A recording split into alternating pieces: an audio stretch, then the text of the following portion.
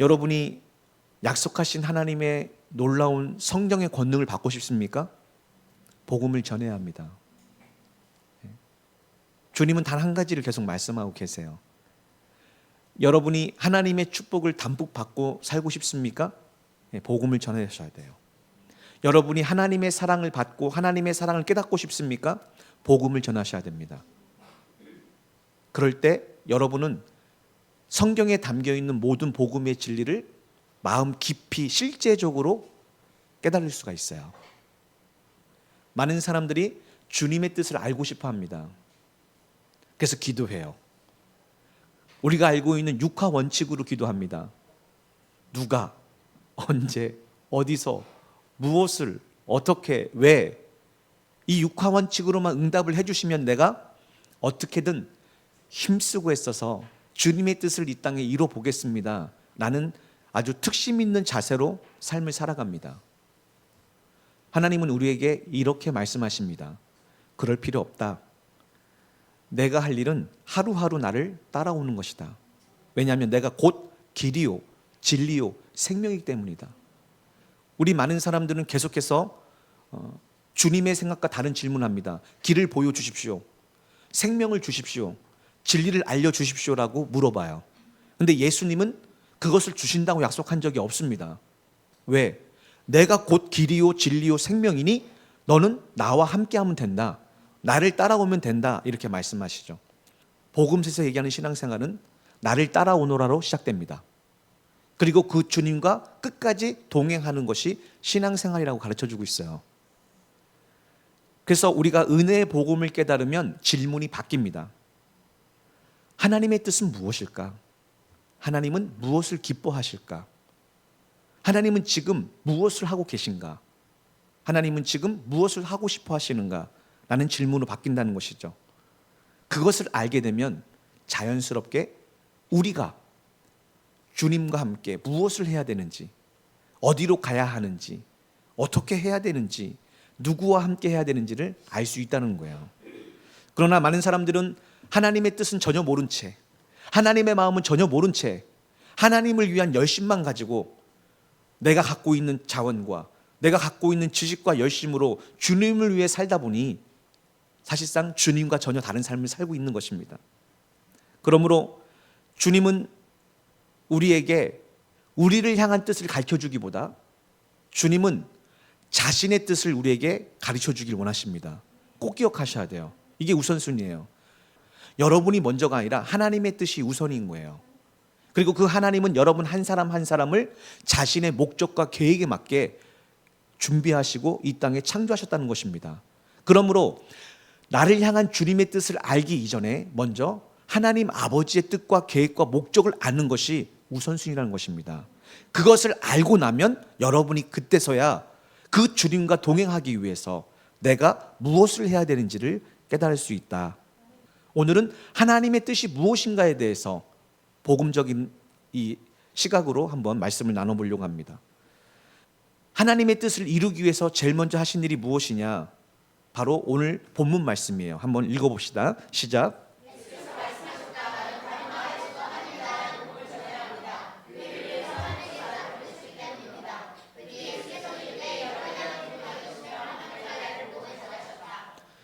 하나님의 계획의 모든 핵심은 우리 죽을 수밖에 없고 영벌에 처할 수밖에 없는 우리 인간을 구원하는 이 기쁜 소식, 곧 복음을 우리에게 전해주는 겁니다. 이게 하나님의 모든 계획과 목적의 핵심이에요. 주제입니다. 다시 얘기합니다. 하나님이 처음부터 마지막으로 지금 계속해서 계획하고 목적하신 그 안의 핵심은 무엇이냐? 복음을 우리에게 전해주는 거예요. 그래서 하나님은 이 땅에 예수 그리스도를 보내셨어요. 왜 보내셨습니까? 하나님의 나라의 복음을 전하기 위해서요. 이게 바로 예수님이 이 땅에 오신 목적입니다. 그래서 예수님은 이 땅에 오셔서 회당을 두루 다니시면서 하나님의 나라의 복음을 전하셨습니다. 그리고 우리를 부르셨습니다. 뭐 하게 하시려고요? 복음을 전하게 하기 위해서요. 할렐루야. 오늘 이 말씀을 정확하게 깨닫고 믿어진다면 여러분이 나는 누구이고 나는 무엇을 하며 나는 어디로 갈 것인가에 대한 질문의 90%는 해결이 됩니다. 90%는요. 다 해결이 돼요. 왜? 그것이 예수님을 부르신 목적이고 우리를 부르신 목적이기 때문에 그래요. 이 목적만 분명히 한다면 90%의 질문은 다 해결되고 나머지 10%는 이제 좀 디테일한 부분인데 이것은 주님을 인격적으로 만났을 때 이제 풀어나가야 될 문제예요. 다시 한번 강조해서 얘기합니다. 하나님은 이 땅에 복음을 전하길 원하셨습니다. 그래서 멸망당하고 심판당할 우리를 구원하길 원하셨어요. 이것을 위해서 독생하시는 예수 그리스도를 이 땅에 보내주셨습니다. 그리고 그분은 우리를 구원할 수 있는 모든 방법을 완성하셨습니다. 그리고 이제 우리에게 이 복음을 전하라고 우리를 택하여 부르신 거예요. 그래서 우리가 존재하는 목적은 무엇이냐? 한 문장으로 말하라면 복음을 전하기 위해서요. 여러분이 왜 신앙생활 합니까? 복음을 전하기 위해서요. 왜 말씀을 공부해야 됩니까? 복음을 전하기 위해서요. 왜 기도해야 됩니까? 복음을 전하기 위해서요. 결국 왜 복음을 전해야 됩니까? 약속한 구원을 받고 영생을 얻기 위해서입니다. 성경은 결국 누구를 구원시키느냐, 누구에게 약속한 영생을 주시냐, 바로 이 사명, 복음을 전하는 사명을 완전히 온전히 감당한 사람에게 약속한 구원과 영생을 주신다고 기록되어 있습니다. 오늘 거기까지 한번 말씀을 좀 보려 합니다. 그러면 예수님은 어떤 방법으로 복음을 전하셨을까요? 궁금하지 않으십니까? 복음을 전해야 되는데 어떤 방법으로 전해야 됩니까? 예수께서 자라신 고향 나사렛 마을로 가셔서 안식일이 되자 늘 하던 대로 회당에 가셨습니다. 어떻게 하셨다고요? 늘 회당에 가서 안식일 날 예배를 드렸습니다. 17절에 보니까 이사야의 말씀을 건네받고 그걸 읽으십니다. 그 이사야의 말씀이 무엇이냐? 읽어봅시다. 시작.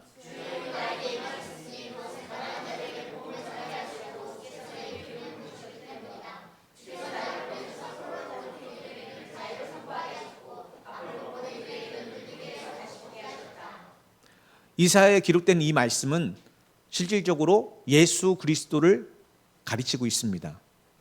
그리고 예수 그리스도는 이 땅에 오셔서 복음을 전하시기 위해서 제일 먼저 성령을 받으셨어요. 왜 하나님이 우리에게 성령을 주신다고 약속하십니까?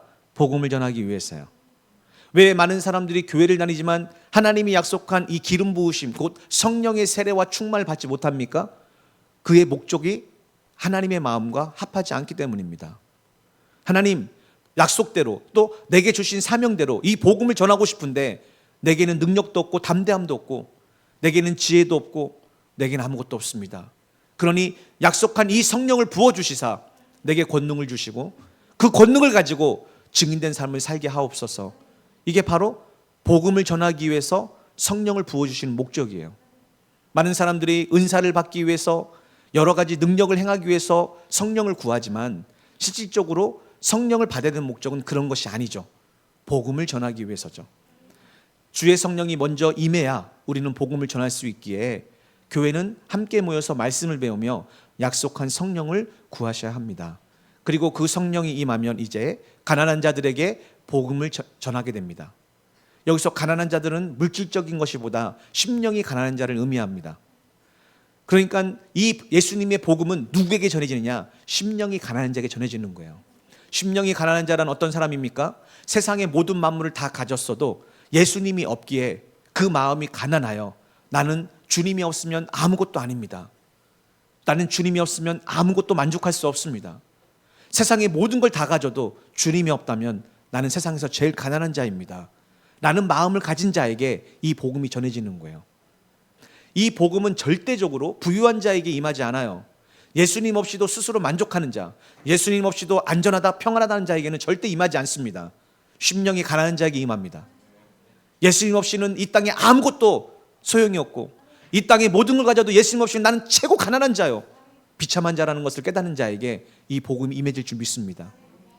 이것을 위해서 기름을 부으시는 거예요. 그래서 이 성령을 받으면 우리는 이제 포로로 붙잡힌 이들에게 자유를 선포합니다. 어떤 포로입니까? 죄를 지음으로 사단에게 종된 자들, 그들을 자유케 선포하는 거예요. 죄에서 자유를 선포하게 되는 것입니다. 눈이 있어도 앞을 보지 못한 이들에게 눈을 뜨게 해서 다시 주님을 보게 하는 것입니다. 이처럼 예수님은 이 땅에 복음을 전하러 오셨어요. 그리고 그 예수님은 성령의 충만을 받고 이 복음을 담대하게 전했습니다. 그리고 그 예수님은 이제 자기 공생의 기간에 자신의 사명을 완수하는 동시에 단 한 가지 제자를 부르시고 그들을 세우셨습니다. 왜냐하면 예수님이 완성한 이 복음을 누군가는 전해야 되기 때문에 그래요. 그래서 예수님은 피로 값주고 교회를 세우시고 사람들을 불러 모읍니다. 성경은 뭐라고 얘기합니까? 추수할 것은 많되 추수할 일꾼이 적으니 주인에게 요청하여 일꾼을 불러 주옵소서 라고 말하는, 그게 바로 교회입니다. 교회가 세워지고 여러분을 하나님께서 이곳에 불러주신 목적은 무엇이냐? 추수할 일꾼을 보내시는 거예요. 그것은 곧 복음을 전할 자들을 부르시는 것이죠. 교회의 존재의 목적은 복음을 전할 자들을 불러서 그들을 복음을 전할 자로 합당하게 준비하고 훈련하고 예비시키는 것이죠. 그래서 마침내 성령의 세례를 받고 권능을 받으면 땅끝까지 보내요. 그들이 가는 가정과 직장과 삶의 자리에서 만나는 모든 이들에게 담대하게 성령의 말하심을 따라 복음을 전하게 하시는 것이 하나님의 뜻입니다. 그것이 바로 여러분이 이 땅에 존재하고 부르심을 받은 목적이에요. 하나님은 이 세상을 변화시키지 않습니다. 하나님은 환경을 변화시키지 않습니다. 하나님은 우리를 변화시키십니다. 다시 강조해서 얘기합니다. 많은 사람들은 나라를 변화시켜달라고, 위정자를 변화시켜달라고, 또 뭘 변화시켜달라고, 법을 변화시켜달라고 기도하지만 하나님은 그것들을 변화시키지 않습니다. 우리가 변화되면 우리의 가정이 변화될 것입니다. 여기 있는 학생들이 변화되면 여러분의 학교가 변화될 것입니다. 여러분이 변화되면 여러분 직장이 변화될 것입니다. 교회가 변화될 것입니다. 세종이 변화될 것입니다. 나라가 변화될 것입니다. 세상이 변화될 것입니다. 그래서 하나님은 세상을 변화시키고 환경을 변화시키는 것이 아니라 여러분을 새롭게 하십니다. 여러분을 거듭나게 하십니다. 여러분을 예수 그리스도의 제자로 세우십니다. 할렐루야. 이것이 하나님의 방법이에요. 그래서 여러분을 부르셨습니다. 주님은 지금도 그 한 사람을 찾으십니다. 성령의 능력으로 변화된 사람, 성령의 능력으로 거듭난 사람, 성령의 능력으로 하나님의 전신갑주를 입은 사람, 이 한 사람을 찾으시고 그를 통해서 하나님의 나라를 이 땅에 세워가는 거예요. 아멘. 그래서 주님은 이 땅에 오셔서 복음을 전하시면서 또 자신의 이 사명을 이어받아 이 복음을 땅끝까지 전할 제자들을 부르셨습니다. 한번 읽어봅시다. 시작. 아멘. 예수님은 밤새 기도하시고 이제 평소에 마음에 두었던 사람들을 부르셨습니다. 개역개정에서는 자기 마음에 원하는 자를 부르셨다, 이렇게 표현합니다. 바로 그렇습니다. 여러분 모두가 다 부르심을 받아 나왔지만 그 중에 주님이 따로 택하시는 분은 따로 있습니다. 평소에 주님이 눈여겨보는 사람들, 마음에 두었던 사람들, 마음에 원하는 사람들을 부르시는 것입니다. 이것은 성경 전체적으로 보면 주님이 원하시는 사람, 마음에 두셨던 사람은 어떤 사람이냐? 부르실 때 즉시 모든 걸 버리고 따른 사람이었어요. 이것은 곧 절대적인 순종의 사람입니다. 이 순종도 없다면 결국 그 사람은 어느 시점에서 돌아갈 것입니다. 그래서 이 사람들을 왜 따로 세우시느냐? 다시 한번 읽어볼까요? 시작.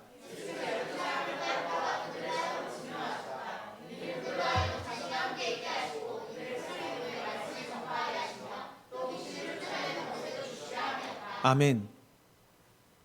오늘 이 말씀으로 알 수 있듯이 많은 무리가 주님을 쫓았습니다. 그러나 그 모두가 제자가 아니었고 그 모두가 천국에 들어간 것이 아니에요.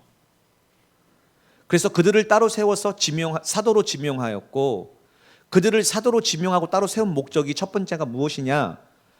자신과 함께 있게 하시기 위해서요. 주님의 제자가 무엇입니까? 복음을 전하는 사람들이라고 말씀드렸죠. 그 복음을 전하기 위해서 우리는 훈련을 받게 됩니다. 그 훈련의 과정의 첫 번째 항목은 무엇이냐? 주님과 함께 있는 것을 훈련받으셔야 되는 거예요. 이것을 다른 말로 하면 주님과 동행하는 법을 훈련받으셔야 됩니다. 그래서 주님이 부르셨을 때 모든 걸 버리고 주님께 쫓아가며 이제 그 주님이 어디로 인도하든지 순종하며 그대로 주님만 따라가는 사람, 이 땅의 어떤 세상의 문화나 세상의 풍조나 세상의 어떤 유익과 목적과 만족과 성공을 따라가는 것이 아니라 나의 안일과 나의 만족과 나의 평을 따라가는 것이 아니라 주님이 부르실 때, 주님이 말씀하실 때 그 말씀을 따라 따라가는 사람, 이 사람이 바로 예수님의 제자입니다. 그래서 성도들은 항상 주님과 동행하는 법을 배우셔야 됩니다. 두 번째 목적은 무엇이냐? 그들을 세상에 보내 말씀을 전파하기 위해서요. 다시 얘기해서 복음을 전파하기 위해서입니다. 그러니까 여러분을 주님이 부르셨습니다. 뭐 하시려고요? 복음을 전하게 하시려고요. 근데 이 복음을 전하기 위해서는 여러분은 훈련이 되셔야 됩니다. 어떤 훈련이요?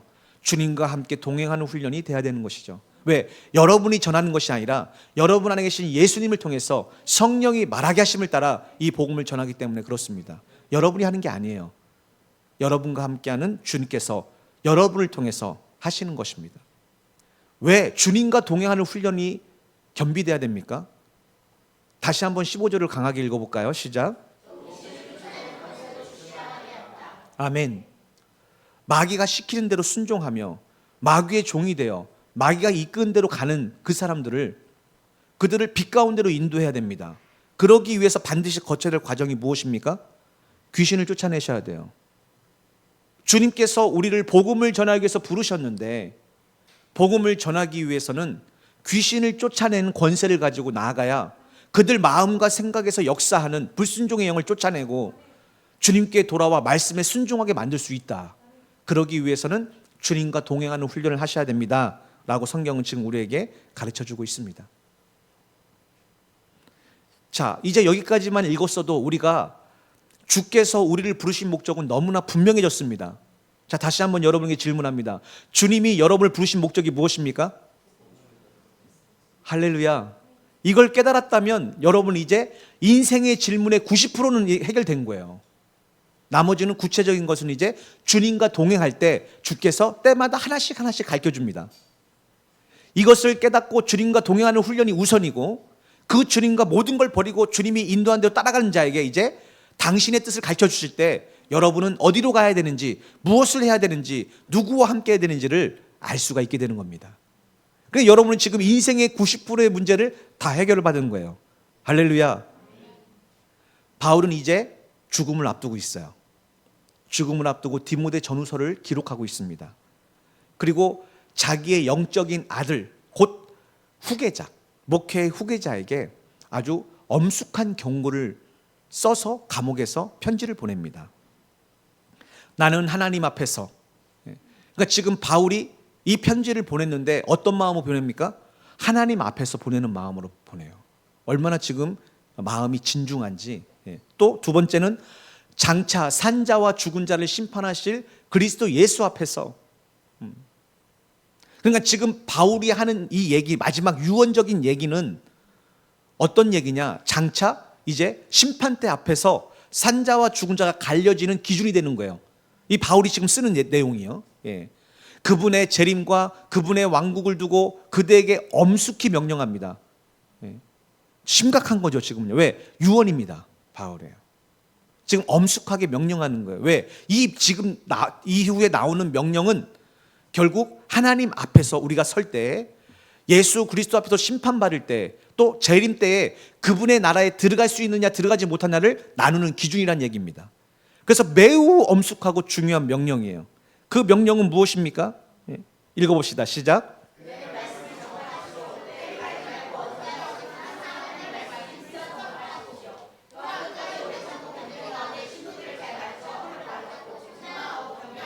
아멘. 그 엄숙한 명령이 뭐예요?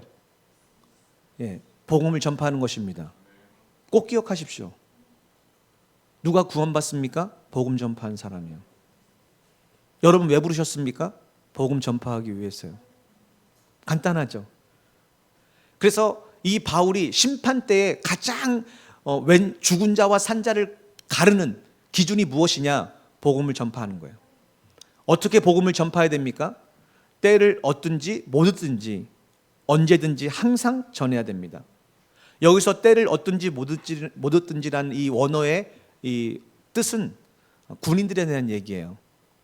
군인들이 부르심을 받아서 이제 전쟁에 참여했을 때는 그들이 때를 얻든지 못 얻든지, 다시 얘기해서 그들이 아프든지 안 아프든지, 기분이 좋든지 좋지 않든지 항상 뭐 해야 됩니까?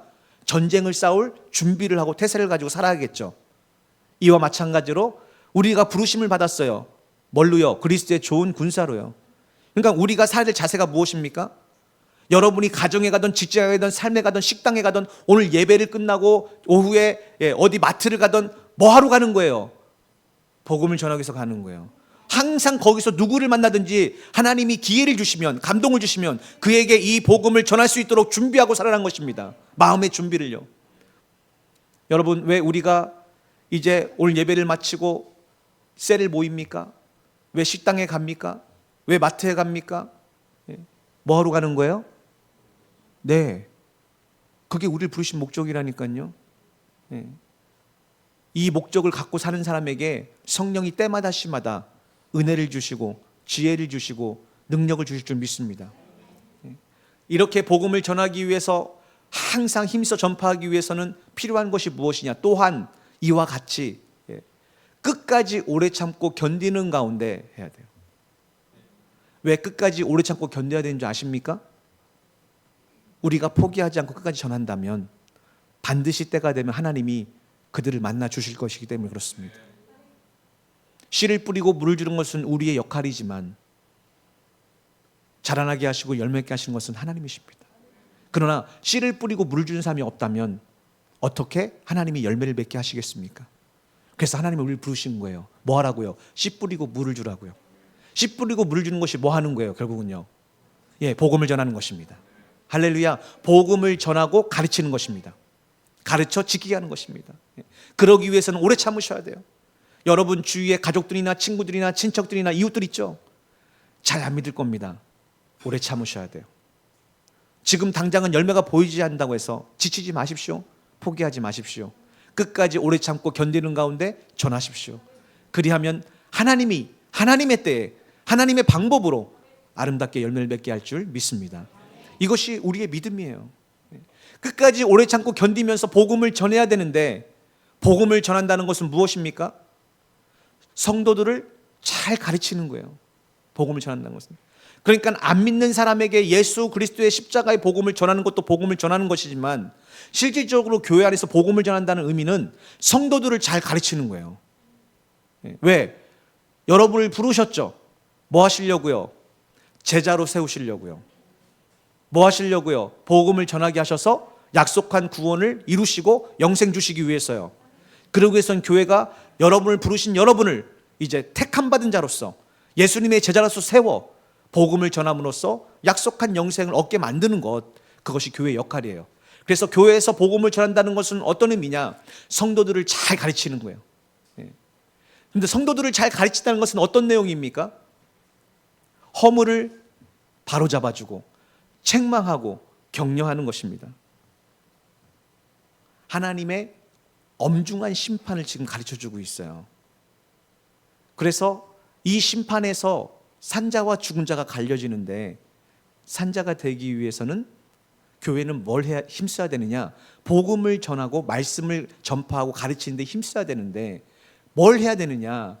오래 참고 견디면서 성도들을 잘 가르치고 허물을 바로잡아주고 책망하고 격려하는 일을 해야 되는 거예요. 이게 교회의 역할입니다. 그래서 여러분, 때로는 제가 의도적이진 않지만 말씀 속에서 여러분 허물이 드러나고 그것을 책망하고 바로잡고 있다면 오히려 감사하는 여러분 되시기를 축복합니다. 그게 바로 교회의 존재고, 존재 이유고, 여러분이 말씀을 듣고 배우는 목적이에요. 왜? 그래서 결국 예수님의 거룩한 신부로서 심판 때에 하나님 앞에 의롭다 인정받게 만들 수 있도록 준비시키는 것, 그것이 교회의 역할이기 때문에 그렇습니다. 자, 이 부분을 현대어 번역본으로 다시 한번 읽어볼까요? 시작.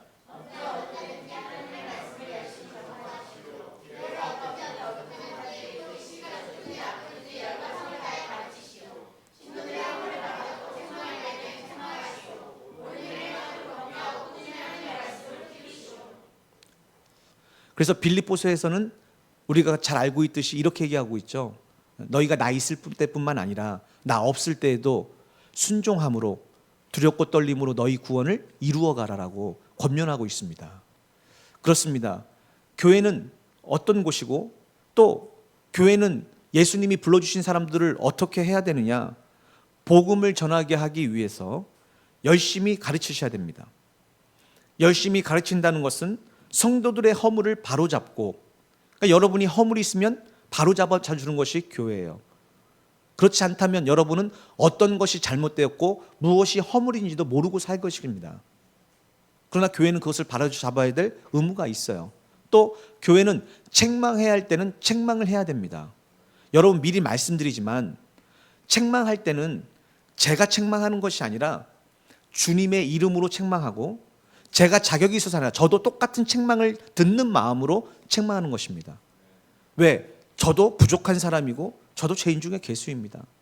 단지 주님의 은혜로 말미암아 말씀을 전하는 자로서 지금 세움받았기에 전하는 것뿐입니다. 그래서 제 입술로 전하는 것 같지만 저도 듣는 사람입니다. 그래서 여러분에게 책망의 메시지가 나갈 때 저도 사실은 듣고 있습니다. 그래서 저도 책망을 받고 있습니다. 그래서 교회는 허물을 바로잡고 책망할 땐 책망을 해야 돼요. 그리고 옳은 일을 행하도록 격려하고 꾸준히 하나님의 말씀으로 키워야 됩니다. 교회에서 여러분의 허물을 붙잡아주고 책망하지 않는다면 여러분은 주님 앞에 바로 설 수가 없습니다. 굉장히 중요한 역할이에요. 자, 왜 바울이 이렇게 말씀을 가르쳤을까요? 복음을 때를 얻든지 뭐든지 전해야 됩니다. 열심으로 전해야 됩니다. 또 전할 때 어떻게 전해야 되느냐? 허물을 똑바로 붙잡아주고 책망할 땐 책망하고 올바른 대로 계속 격려하고 힘써야 됩니다. 왜 이렇게 했을까요? 이유가 있습니다. 다음 말씀에 이렇게 써 있어요. 읽어봅시다. 시작.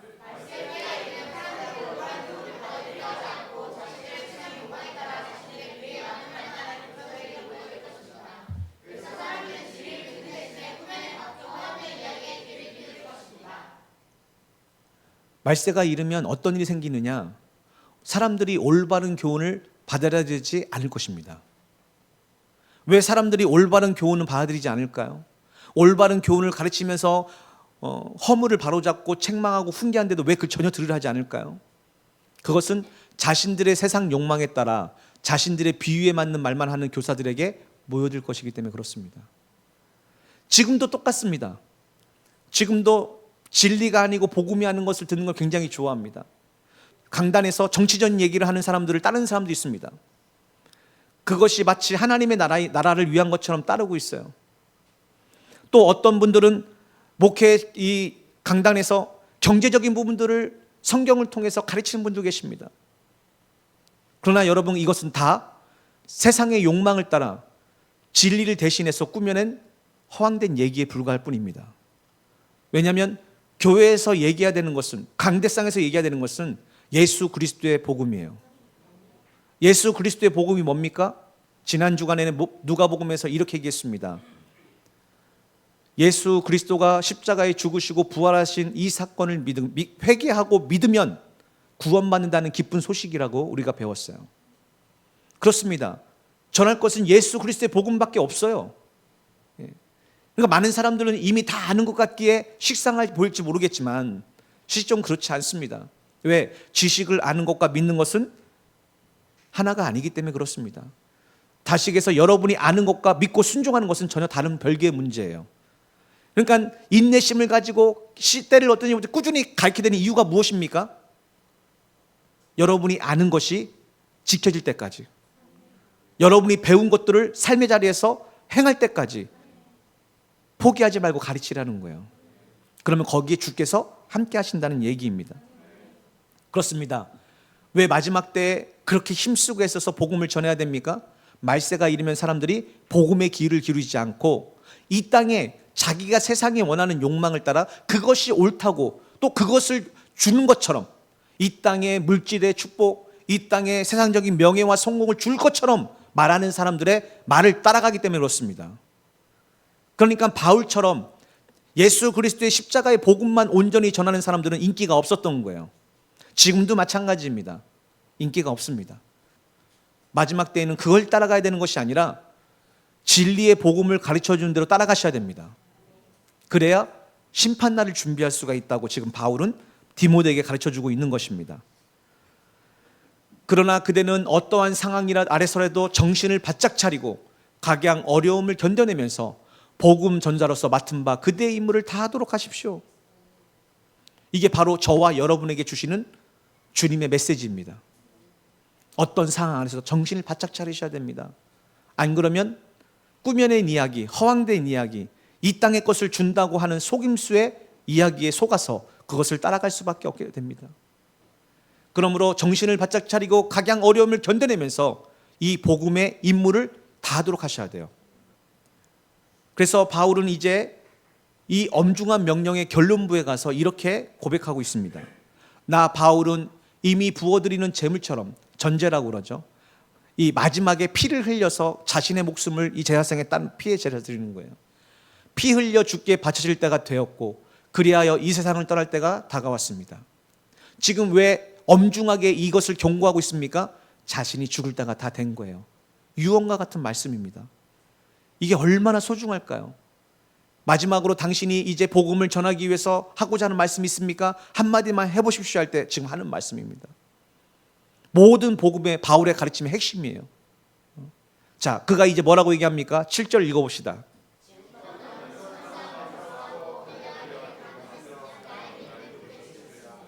아멘. 여기서 선한 싸움이란 전쟁터에서 병사가 싸우는 것을 의미하죠. 선한 싸움이란 무엇입니까? 복음을 전하는 싸움이에요. 원수 마귀에 의해서, 우는 사자에 의해서 목도비를 붙잡혀 지금 멸망으로 질질 끌려가는 그 영혼을 누가 구원할 수 있습니까? 복음에 자기 인생을 건 사람, 복음 전하는 것을 자기 전생의 가장 큰 사명으로 깨닫는 사람, 복음 전하기 위해서 내 목숨도 조금도 아끼지 않겠다고 결단된 사람, 이 사람이 성령의 권능을 받고 하나님의 전신갑주를 취하고 오른손에는 성령의 검, 곧 하나님의 말씀을 가지고 쫓아가서 그 머리통을 친 후에 입에서 그 영혼을 끌어내어 주님께 데리고 올 수 있는 것입니다. 그러기 위해서 여러분을 지금 부르신 거예요. 나는 지금껏 선한 싸움을 다 싸웠습니다. 이게 무슨 얘기입니까? 목숨을 걸어서 끝까지 이 영적 전쟁을 치루었습니다. 두 번째, 달려갈 길을 다 끝냈습니다. 이것은 이 시대의 마라톤 선수가 짜여진 코스를 완주해서 끝까지 간 것을 의미해요. 그냥 간 것이 아니라 1등을 하기 위해서 최선을 다해서 완주한 것을 의미합니다. 그게 바로 우리가 복음을 끝까지 전해야 될 이유예요.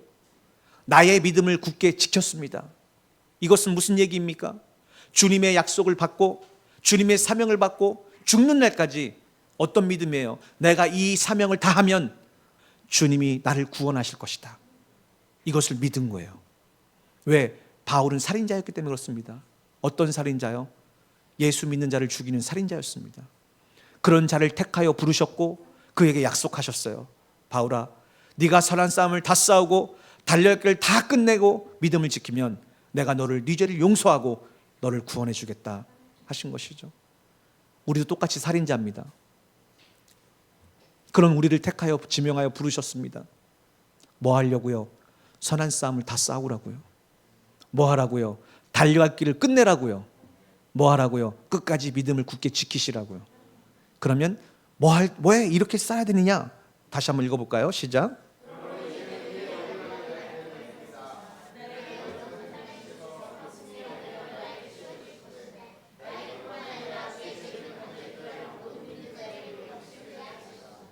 아멘. 왜 이렇게 살아야 됩니까? 그런 사람에게 의의 면류관이 기다리고 있습니다. 어떤 자에게요? 선한 전쟁을 싸워 끝까지 이기는 자. 달리기를 하는 선수가 1등하기 위해서 끝까지 목숨을 걸고 이 결승전까지 완주한 자. 끝까지 믿음을 지키고 내게 맡겨진 바 사명을 위해서 복음을 전한 자. 이 사람에게 이제는 의의 월계관이 기다리고 있습니다. 그날의 의로운 재판장이신 주께서 승리의 월계관을 나에게 씌워줄 것인데, 그래서 주석서에는 저것을 영생이라고 표현했어요. 그것을 우리에게 씌워주시는 거예요. 누구에게요? 전쟁에서 이긴 자에게요. 누구에게요? 이 달리기에서 1등한 자에게요. 완주한 자에게요. 끝까지 믿음으로 승리한 자에게요. 이제 바울이 그 면류관을 쓸 것을 디모데에게 가르치고 있습니다. 그러면서 이렇게 얘기하죠. 나뿐만 아니라 주의 재림을 간절히 기다려온 모든 자에게 하나님은 그 의의 면류관을 씌워주실 것이다. 어떤 자에게요? 주의 재림을 간절히 기다려온 자들. 여러분 그렇습니까? 지금 여러분 삶에 주의 재림을 간절히 기다리는 마음으로 살고 있습니까? 주님의 재림을 간절히 기다리는 사람들은 오히려 주님의 이름 때문에 고난받는 것을 기뻐할 것입니다. 주님의 이름을 위해서 가난해지는 것을 하나님의 영광으로 생각할 것입니다. 하나님의 보상을 기대하며 오히려 기뻐하고 감사하며 더 열심히 복음을 전하게 될 것입니다. 그래서 여러분 삶이 바로 여러분이 죽은 자와 산 자를 심판할 때 어느 편에 설 것인가를 벌써 나타내주고 있습니다. 이건 부인할 수가 없어요. 우리가 이 마지막 때 의의 면류관, 생명의 면류관, 승리의 면류관을 쓰기 위해서는 이 길을 걸어가야 됩니다. 복음을 전하는 주님의 사명을 붙잡고 내 인생의 90%의 목적은 오직 이 복음을 전하기 위해서다. 내가 학교에 가서 왜 공부를 열심히 해야 되느냐? 복음을 전하기 위해서다. 내가 만나는 동료들에게 이 하나님의 놀라운 기쁜 소식을 전하기 위해서다. 내가 왜 직장에 가서 복음을 전해야 되느냐? 왜 그래야 됩니까? 내가 왜 직장에 가서 다른 사람을 섬기고 다른 사람에게 베풀고 다른 사람보다 더 희생하고 누가 야근하겠습니까? 제가 하겠습니다. 누가 이거 쓰레기통 버리겠습니까? 제가 하겠습니다. 누가 화장실 청소합니까? 제가 하겠습니다. 왜 그렇게 해야 됩니까? 복음 전하기 위해서요. 복음 전하기 위해서. 네. 여러분 가정을 왜 천국으로 만들어야 될 의무가 있습니까? 여러분 가정을 통해서 믿지 않는 가정에게 이 복음을 전하기 위해서입니다. 여러분 가정이 천국이 안 된다면 믿지 않는 가정이 그것을 보고 예수를 믿겠습니까? 안 믿겠습니까? 그래서 우리가 때를 얻든지 못 얻든지 복음을 전한다는 의미는 그 모든 것을 포함하고 있어요. 그런 자들에게 복음을 전하기 위해서 내가 가정에서 죽고 직장에서 죽고 학교에서 죽고 삶에서 죽고 예수가 살 수 있도록 예수님이 일하실 수 있도록 나를 드리는 자에게 주님은 생명의 면류관을 예비하신 것입니다. 저희 교회는 지난 주간에 회개해야 된다고 가르쳤어요. 왜? 회개하지 않고는요 흉내는 낼 수 있지만 결코 주님을 따라갈 수 없습니다. 다시 한번 강조해서 얘기합니다. 내가 죽지 않으면, 내 자아가 죽지 않으면 흉내는 낼 수 있습니다. 경건의 모양은 낼 수 있습니다. 그러나 경건의 능력은 가질 수가 없습니다. 그럼 어떻게 해야 됩니까? 이제 바울이 디모데에게 이렇게 말씀합니다. 그대는 그리스도 예수의 좋은 군사답게 우리와 함께 고난을 달게 받도록 하십시오. 그러니까 하나님이 여러분을 복음을 전하게 하기 위해서 부르셨어요. 그러면 그 하나님이 여러분을 복음을 위해서 부르실 때 사실 뭘 받게 하시는 거예요? 예, 주님과 함께 고난을 받게 하시는 겁니다. 그러니까 예수를 믿는 것이 고난이라는 사실을 인지하지 못한다면 결단코 주님을 따라갈 수 없고 결단코 복음을 전할 수 없고 약속한 생명의 면류관을 받을 수 없다는 것이죠. 자, 우리 4절 한번 읽어볼까요? 시작.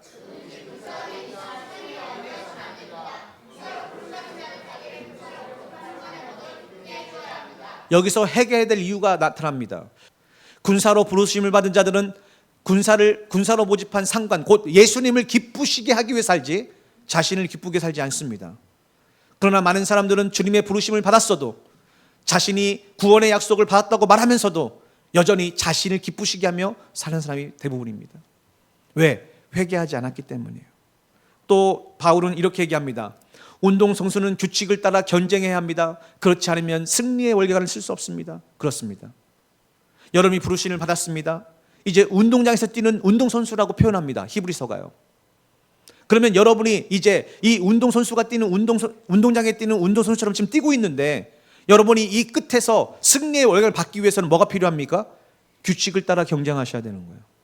그 규칙이 뭡니까? 말씀을 따라가셔야 되는 겁니다. 육신을 따라가는 것이 아니라 성령을 따라가야 됩니다. 세상을 따라가는 것이 아니라 예수를 따라가야 됩니다. 그래야 승리의 월광을 발 수가 있는 거예요. 또 6절에 힘들게 일한 농부는 수확한 것들을 누구보다 먼저 받을 자격이 있습니다. 맞습니다. 여러분이 이 땅을 위해 수고한 것은 결국 모든 것을 놓고 불에 태워지고 없어질 것입니다. 그러나 하나님의 나라를 위해서 주님을 위해서 부르신 자를 기쁘게 수고한 모든 것들은 이제 저 천국에 입성할 때 보상을 받고 들어가게 될 줄 믿습니다. 얘기하는 겁니다. 지금 내가 하는 말을 곰곰이 잘 되새겨 보십시오. 주께서 깨닫는 능력을 그대에게 주셔서 말씀을 충분히 이해할 수 있게 될 것입니다. 그래서 우리가 왜 기도합니까? 주님 말씀을 들었을진데 이 말씀에 순종하기 위해서 제게 은혜를 더하여 주옵소서. 이렇게 기도해야 주님의 도우심을 따라 말씀을 깨닫고 주님의 뜻대로 살 수 있는 줄 믿습니다. 그래서 이제 바울은 이 결론부에 이렇게 얘기합니다. 여기에 참으로 믿을 만한 말씀이 있습니다. 곧 우리가 주와 더불어 죽는다면 우리 또한 주와 더불어 살 것입니다. 회개가 무엇입니까? 나는 죽고 예수로 사는 거예요. 회개가 무엇입니까? 내가 주인된 삶을 십자가에 못 박히고 예수님이 나의 주가 되는 것입니다. 다시 한번 읽어볼까요? 시작.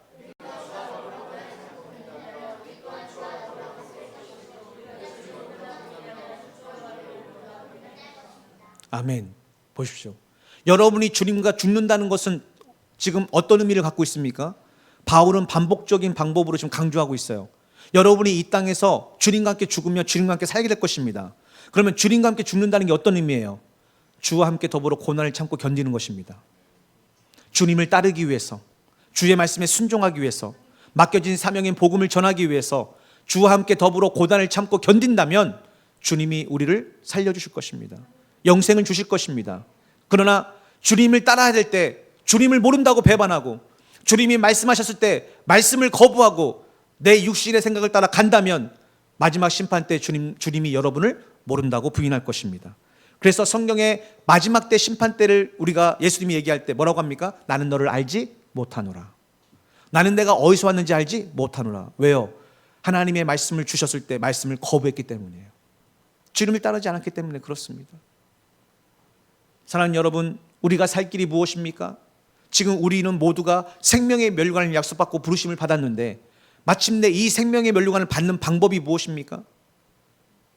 이것을 고민해 보시고 주님이 우리를 부르신 목적, 우리를 창조한 목적, 수많은 사람 중에 택하여 지명하여 부르신 목적, 복음을 전하는 목적을 꼭 기억하셔야 됩니다.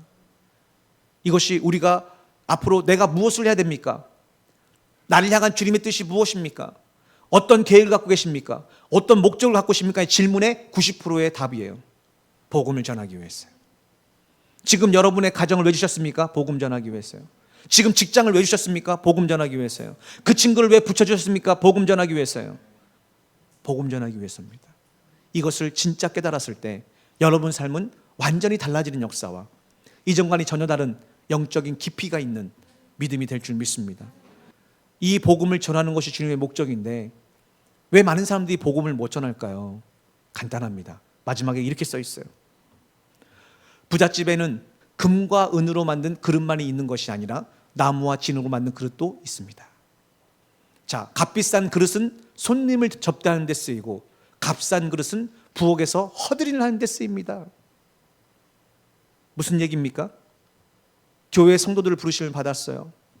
어떤 사람은 주님의 손에 붙잡혀서 아주 값어치 있게 쓰임받지만 어떤 사람들은 부엌의 그릇처럼 허드렛 일에 쓰임받게 될 것입니다. 얘기하는 거예요. 여러분, 이것은 정해진 게 아닙니다. 이것은 여러분의 선택의 여지에 있는 거예요. 여러분, 하나님의 부르심을 받았습니다. 하나님의 부르심을 받았다면 어떻게 쓰임받고 싶습니까? 정말 손님을 접대할 때 쓰는 것처럼 존귀하게 쓰임받고 싶습니까? 아니면 부엌에서 쓰는 허드렛일 것처럼 쓰임받고 싶습니까? 존귀하게 쓰이기 위해서 부르심을 받았지만 부엌에서 허드렛에 쓰이는 데만 쓰임받다 끝나는 사람들이 많다는 겁니다. 왜 그럴까요? 이제 마지막 말씀이에요. 읽어봅시다. 시작.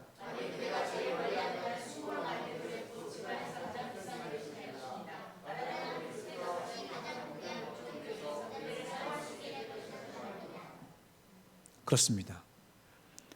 여러분 분명히 금과 은으로 만든 그릇처럼 아주 귀한 손님을 대접할 때 쓰임받는 그릇처럼 쓰임받기 위해서 부르심을 받았습니다. 그러나 그렇게 쓰임받기 위해서 반드시 필요한 과정은 죄와 싸워 이기셔야 돼요. 그러면 죄와 싸워 이긴다면 여러분은 정금처럼 될 것입니다. 그래서 결국 순금으로 만든 그릇처럼 온 집안에서 가장 비싼 그릇이 돼서 존귀하게 쓰임받을 것입니다. 그러나 그렇지 않다면 주님이 그런 목적으로 부르셨지만 쓰실 수가 없으므로 결국 허드렛 일에 쓰임을 받다가 끝나게 될 것입니다. 이렇게 얘기하고 있어요. 죽기 일보 직전인 이 바울이 한참 청년의 때를 겪고 있는 디모데에게 유언으로 이렇게 당부를 합니다.